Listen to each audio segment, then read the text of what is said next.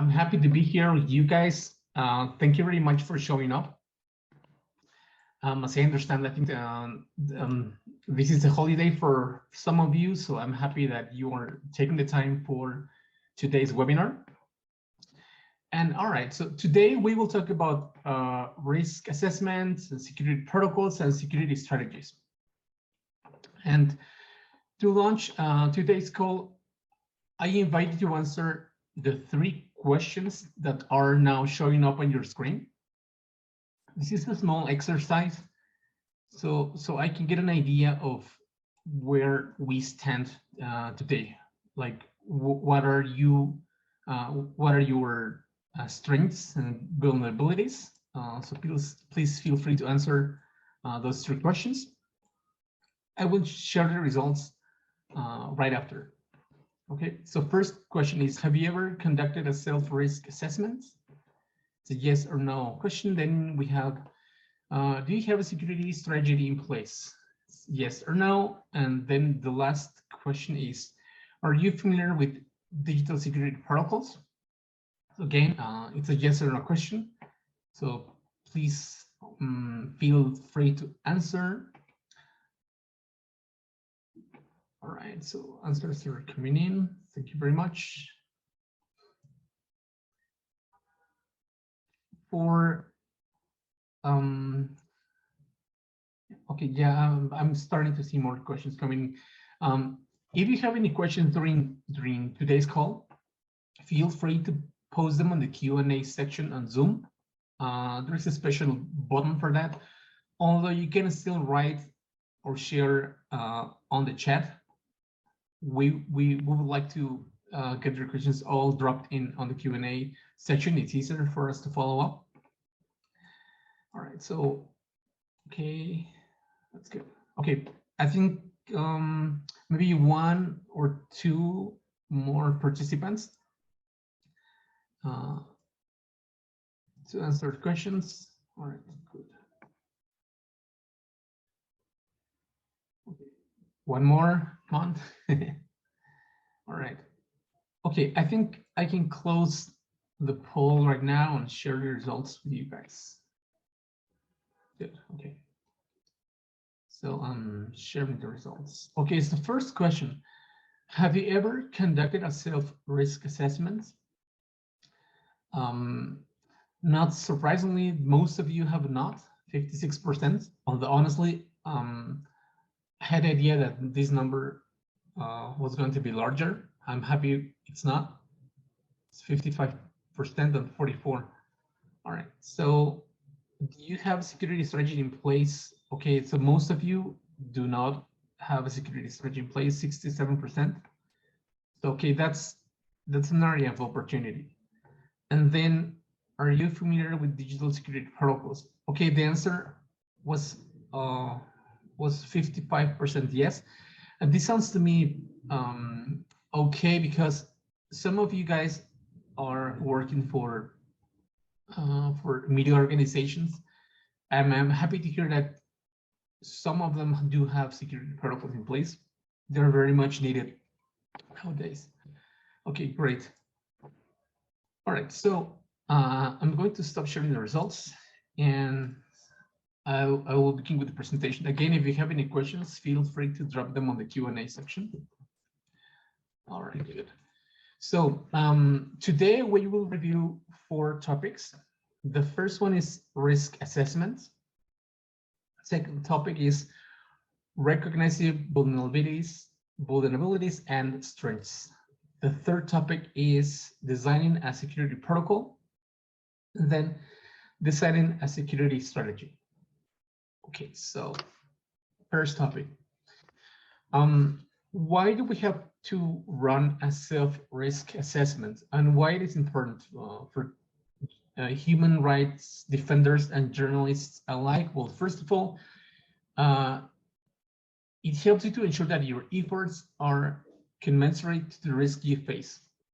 This means it doesn't make sense to put work, money, people working towards a threat that you likely not face, or a risk that doesn't have uh, a big impact for you to actually uh, spend time and resources.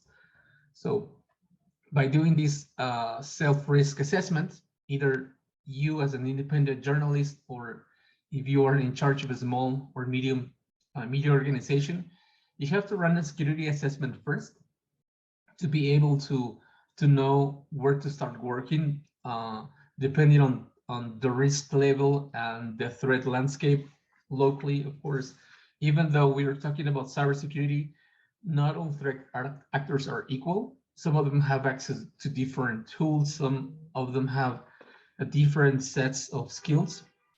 So we have to adapt. We have to adapt our tactics depending on our local landscape. That's it, basically. And then, of course, it'll help to save time and resources. Again, if we allocate our efforts towards the small set of actions that will cause the greater impact, we are saving both time and resources. That's super critical.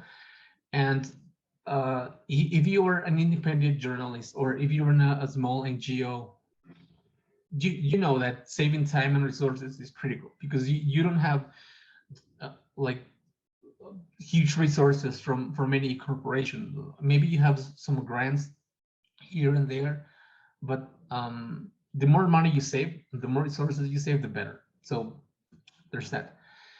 And then it helps you to build an effective digital security strategy. Again, we have to take into account all the variables, so we can design our strategy according to what we are facing. All right. So first, the first step to run this risk assessment is to understand what is your attack surface. This means which are the mobile devices, or the computer accounts, or what digital security asset you want to protect. So this can be computers, mobile phones, email accounts, contact lists, websites, your hard drive, your file backup, social media accounts, databases, two-factor authentication keys. You have to think about every asset that is both tangible and intangible. This means this is basically your digital footprint. So you have to understand what you need to protect, so you don't forget about anything that becomes later on critical if you do not take care about it. So that's the first step. You have to identify your assets. Then you have to somehow try to understand which threats are those assets under. So for instance, let's say, of course, the first thing that will come to your mind is computers. So your computer can be subject of theft, damage. You can lose the computer. You can have a cyber attack on the computer. Your phone, well, it can be subject to digital surveillance, to theft. You can misplace your phone with digital, with secrets, with personal information, etc. If you have your email accounts compromised because of a spear phishing attack or an account takeover, if you have contacts, maybe witnesses, sources, you don't want those names to come out in a data leak. So if you have a website, you don't have and you don't have any protection against denial of service attacks or defacements. Defacements means when a hacker just change your website, like the attacker will likely change the whole page to say something else, like getting your website kidnapped, basically. If you have a hard drive, it can be subject to a hardware failure, to damage or theft. Keep in mind that the threats that your digital assets face are not necessarily coming from an attacker. It could be just hardware failures, or it could be your own mistake. If you lose your phone, of course, that's not an attack.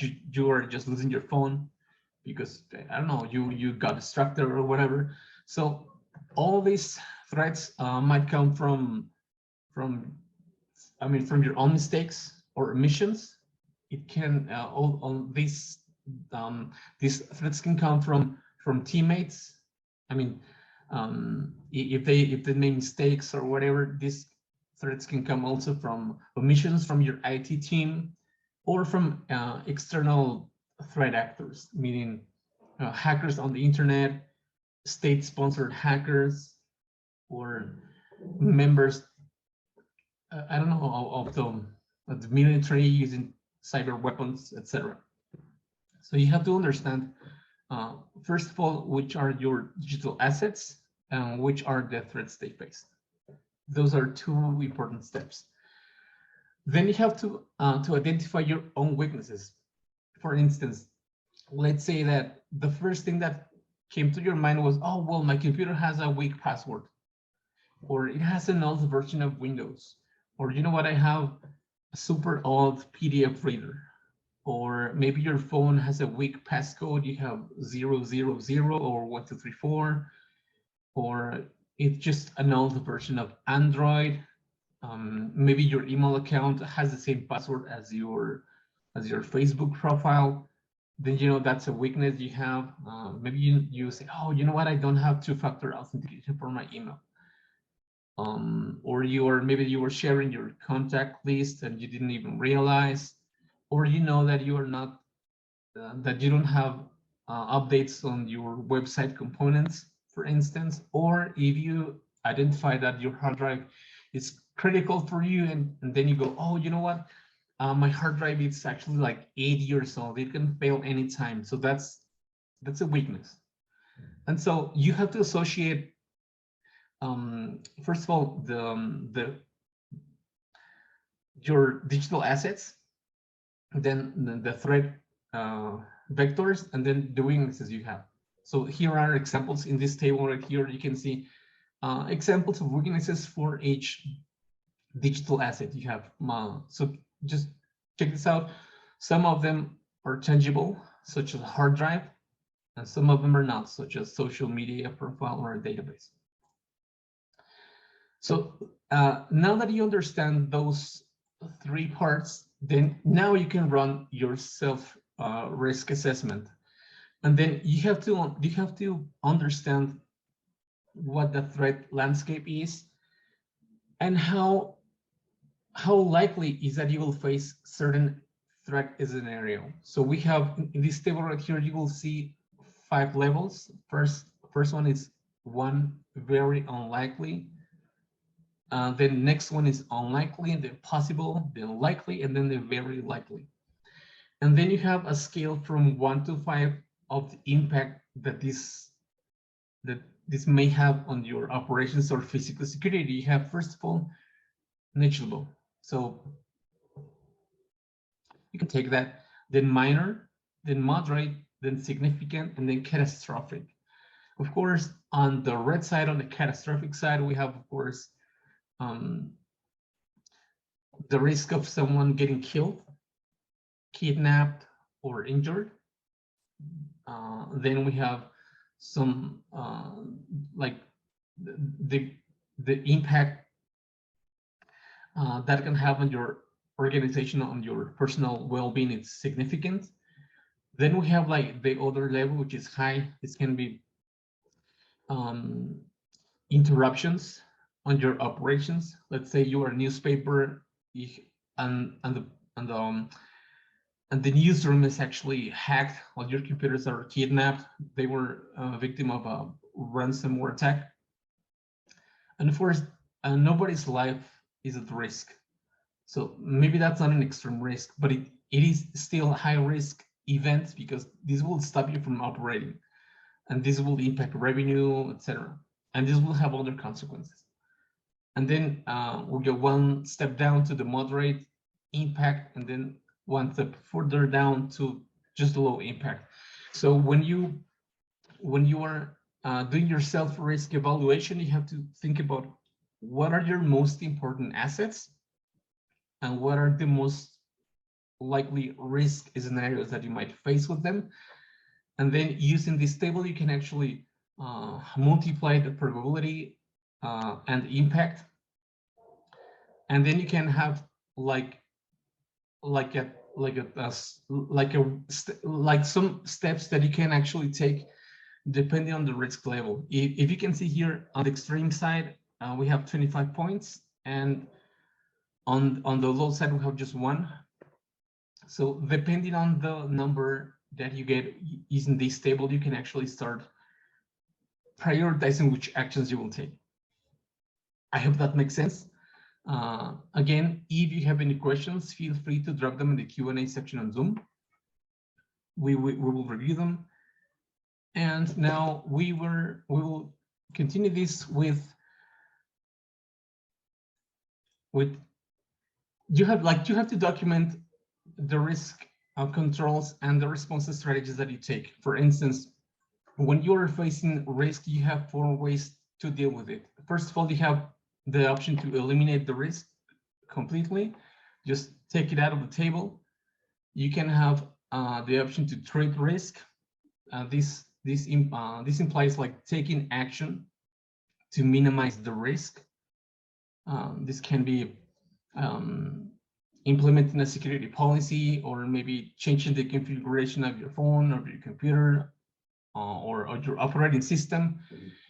Then when you transfer risk, for instance, you are actually like outsourcing the task to somebody else.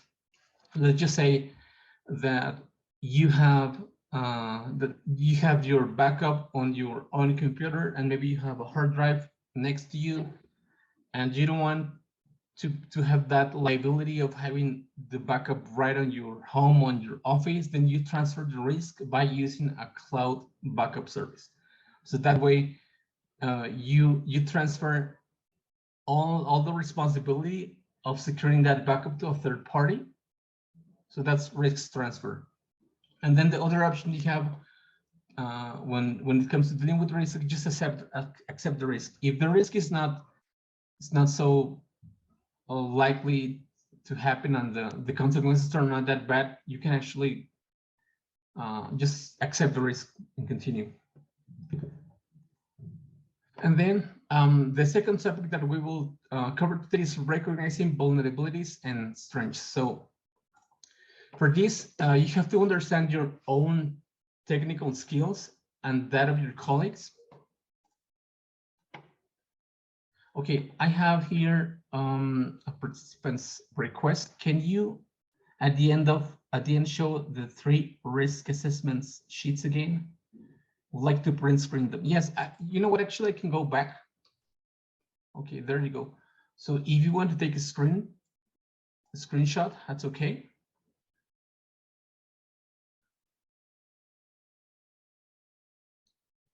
All right.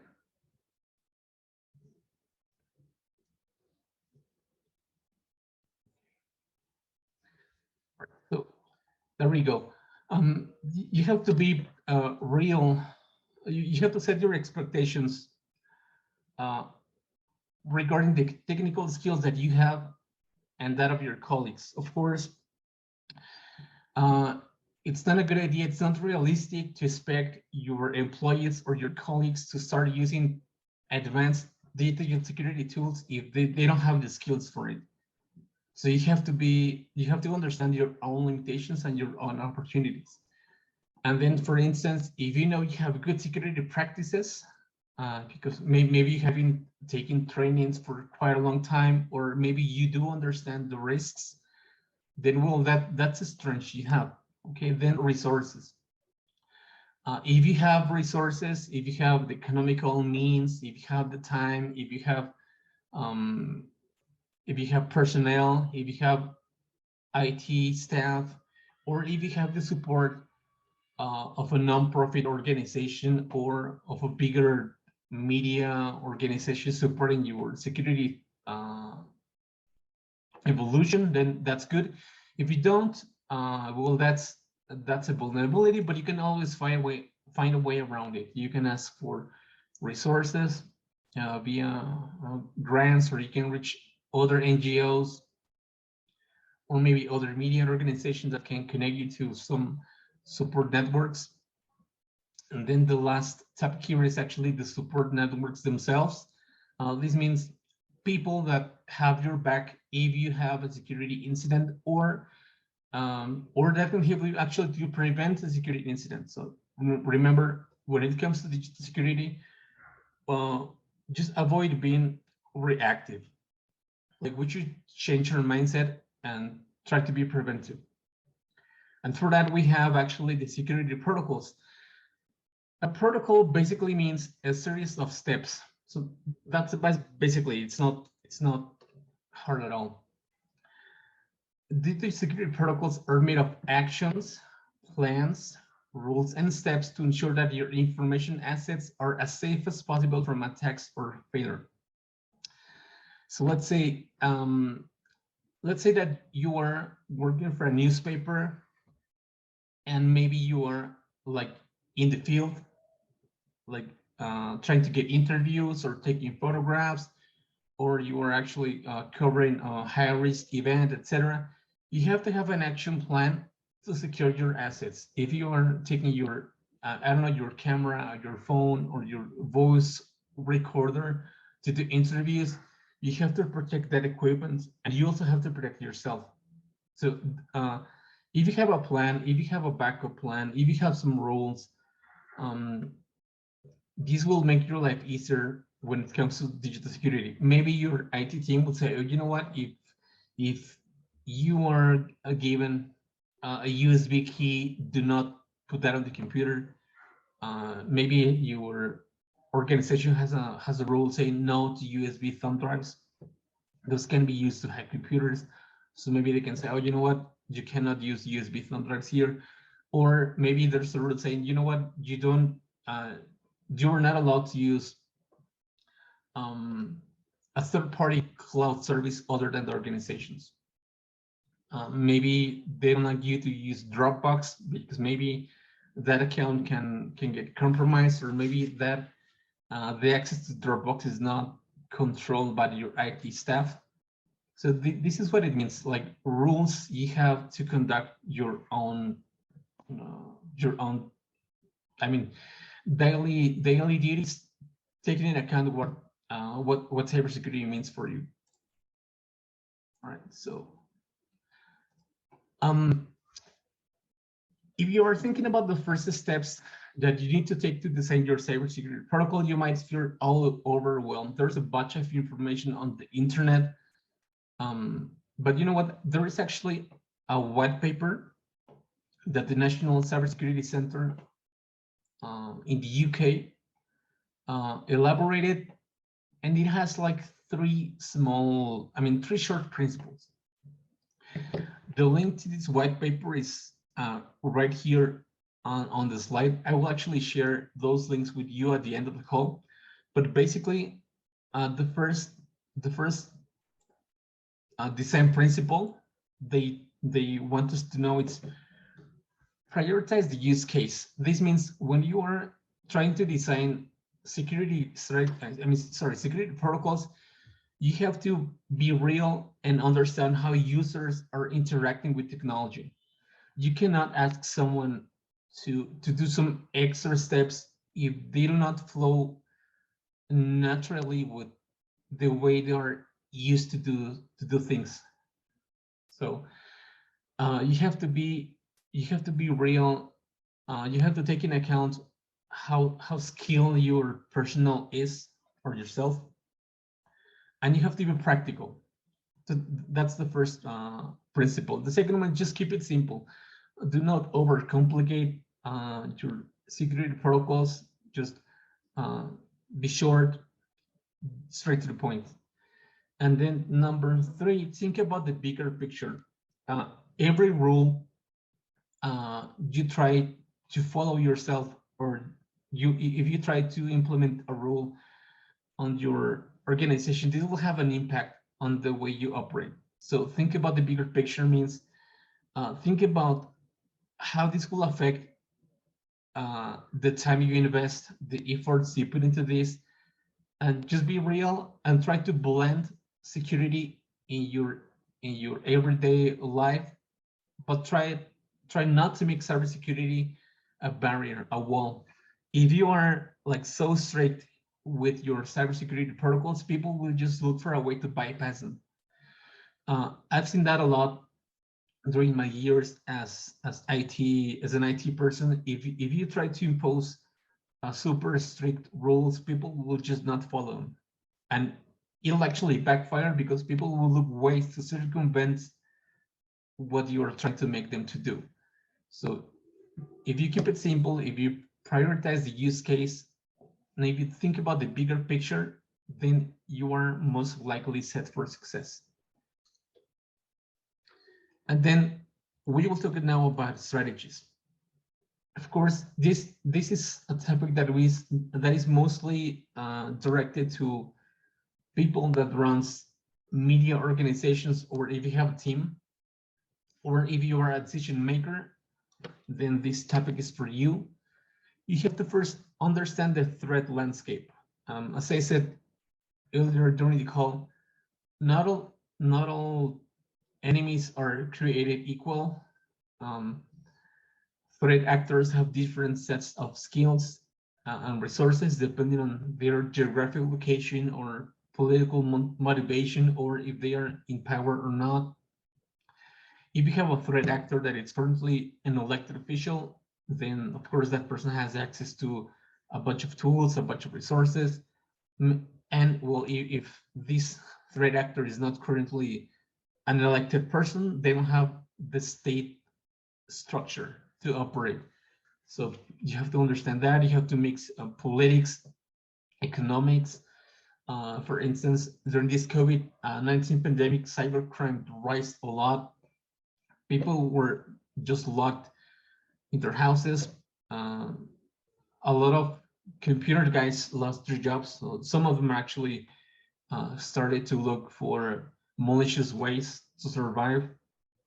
So you have to take everything into account. Then, of course, you have to evaluate your current security posture, like the posture that you currently have just right now.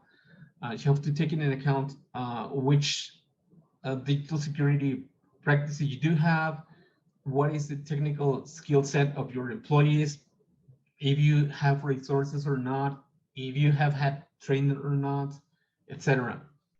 Then you have to set your goals, some realistic goals. Then you have to lay out a roadmap to accomplish those goals. And then you have to engage stakeholders. You have to engage pretty much every level in your organization, decision makers, the guys managing the finances, the people doing the main activity of your organization, people engaging with third parties, providers, maybe, or I don't know, customers or sources. Of course, you have to allocate resources, you have to allocate time, and you have to designate people that will be responsible. And you have to be realistic. If you try to assign a task to somebody that has a bunch of stuff to do during the day, most likely they won't do neither of those things right. If you overload a person and you you designate some extra tasks and you don't give sufficient time for this person to do it, it's just gonna fail. That's it. Of course, you have to allocate resources. This means financial resources too. Of course, we don't like free stuff. Some security solutions do have, they do have a cost, even if it's a small cost or moderate, you do have to take that into account. And then when you have everything set up, you can implement your plan. Of course, you have to continue to invest in capacity building, but you don't have to stop and be happy with the abilities that your teammates or personnel have. Like you have to invest in education, in training, etc. Then you have to document every security incident, and by every security incident, I do mean it. You have to create a culture of telling everyone and letting them know that they are actually part of this plan and they are a link in the chain. And the chain might break because of the weakest link. So everyone is responsible for the security of the whole organization. So you have to document every incident. You have to request people to report every incident or suspicion they have if a person's computer is acting up, if some files are missing, if the contents of a file are corrupted, if they suspect that there is an enemy, I don't know, on the network or doing digital surveillance, or if they think they have been hacked or followed or spied on, that has to be documented and reported in writing and by phone as well. Then after implementing the plan, after investing in capacity building, after documenting everything, you have to reevaluate where you stand after doing all these previous steps. And then you have two ways. You either improve your digital security strategy or you adapt it to changes. If there were political changes, economical changes, if you changed the way you're operating, if you move from one building to other one, if you migrated technologies, if you had, for instance, computers running in Windows 7 and then you migrated to computers running Windows 10 or Mac computers or Linux, you have to adapt your strategy. If you are using newer phones or if you are using newer security cameras or if you outsourced some of your core activities or if you outsource some of your IT tasks, then you have to adapt your strategy to take into account all those changes. All right, and then last but not least, these are some additional resources I gathered for you. The first one is a quick exercise to design a quick action plan for individuals and families. If you are an independent journalist or civil rights activist, you can actually use the 7-hour action plan to know what your weakest sites are, and this will actually give you actionable knowledge and just an action plan. The other link, the second link here, is a white paper about how to design security protocols. This is what I mentioned earlier on the slides. If you follow this link, you will see a detailed explanation of what is the best way to design your protocol. Then the third link here is about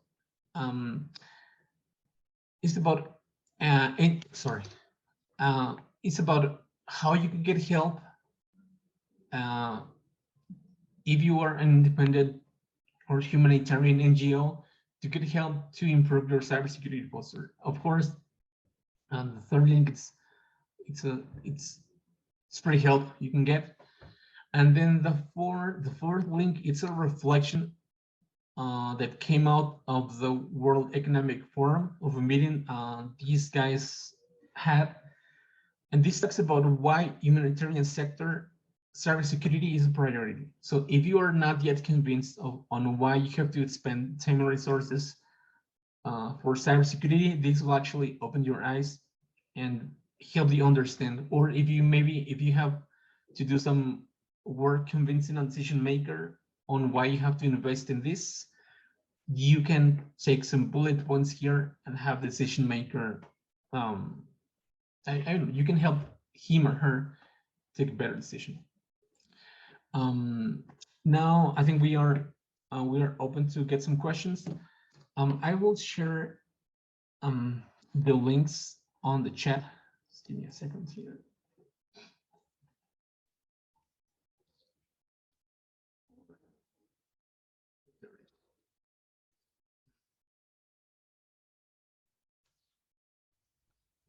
There. All right. So if you have some questions, feel free to put them on the Q&A section, or if Jorge or if Alex, if you guys have any comments, feel free. There's a question, Sebastian. Yep. There's a question about if you can share again the 3 risk assessment sheets again. So we want to do some print screen. Hold on. So, are you talking about the three? Okay, you know what? I will share the screen again, and you can tell me exactly what you need. Hold on.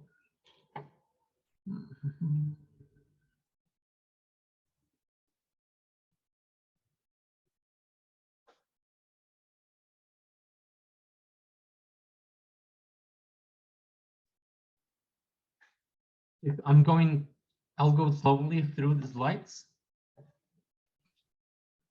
If participants want to, I don't know, take a screenshot or photograph, etc.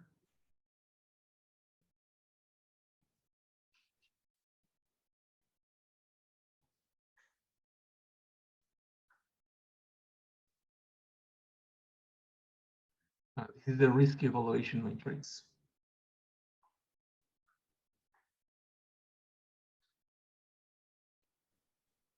These are the response strategies to deal with risk: elimination, treatment, transfer, and acceptance. Okay, I think that was it, Luis. Yes, I believe so. Okay. Yes, I believe so. One question for you. I think we have some minutes now. One question for you is about the difference between a risk assessment for a journalist who is a member of a particular community. Let's say if there is a risk assessment that can result in a different situation for anybody being, for example, a woman or a member of a vulnerable community. Of what is the difference between conducting this type of assessment? I think it all comes down to the risk that that the person faces according to his or her environment and the other factors you mentioned about being or not part of a community that is at risk. Of course, let's say that you have a female journalist covering gender issues. Of course, this individual will be at a greater risk because somehow people can think that this person is vulnerable just because of being a woman covering gender issues. Or maybe you are a person covering crime on a dangerous country or on dangerous conditions. Maybe you are not going to worry that much about gender issues, but you will worry about your physical security first.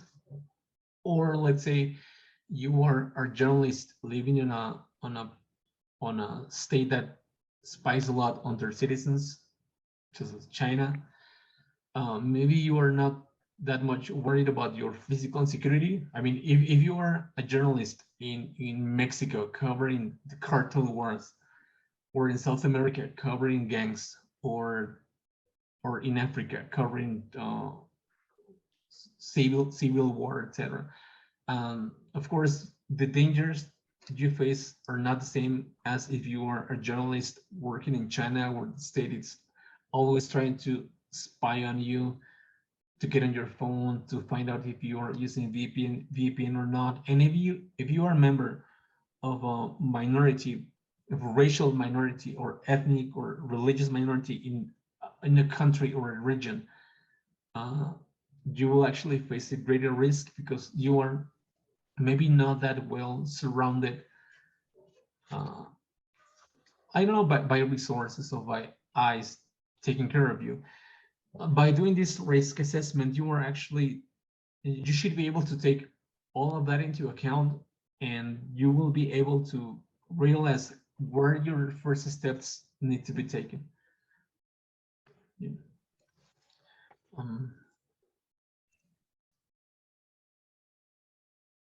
Yes, Sebastian. Another question might be related to to the protocol to the protocols arising from different risk conditions. For example, if your risk is low or moderate, maybe you have the chance to do some prevention. But if your risk is high or it is extreme, I think there is less room to prevention, and there is more need to do some reactions, some reactive protocol. Can you speak a little bit more about it? Yeah, sure. For instance, let me go back to the risk matrix. Okay, so let's say we are in a catastrophic scenario where the probability of it wasn't foreseen that much. Let's say we are at an unlikely level and a catastrophic impact, which is 10. Let's say that you run a newspaper and all of your computers were suddenly victim of a ransomware attack. You cannot do payroll, you cannot print your newspaper, or you cannot publish on the internet, you cannot use email, you cannot have access to your database, you cannot take photographs, or even more, people are not able to log into their computers. So you have to have a protocol to be able to take to be able to take the actions that will have the greatest impact to fight against this catastrophe. So for instance, let's say if you do not have a protocol in place, you might not know that you have to shut your computers down, because if they are on, they will be still infecting others' computers on your network, and the files on your computers will still be encrypted while the computer is on. So in this case, if you have a protocol in place, or if you need to react, you have to understand what you need to do first. Like if you start calling people, oh, you know what, or organizations' computers seem weird. Can I meet you tomorrow at 8 a.m.? No, it's like you have to take a bigger approach, and just shut those computers off and have someone some IT expert visit your location ASAP. You're not going to worry that much about passwords, for instance, because they are already in your system. So you have to take the actions that will have the greatest impact to lessen the current state. I think that example will cover it. There's an entry in chat. Okay, my email. Yeah, my email. Okay, you know what? I will put my email on the chat.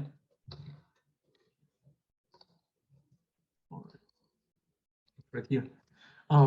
Keep in mind that the main point of contact for these webinars is the email address that ICFJ set up for this. Alex, if you could please share the email address on the chat.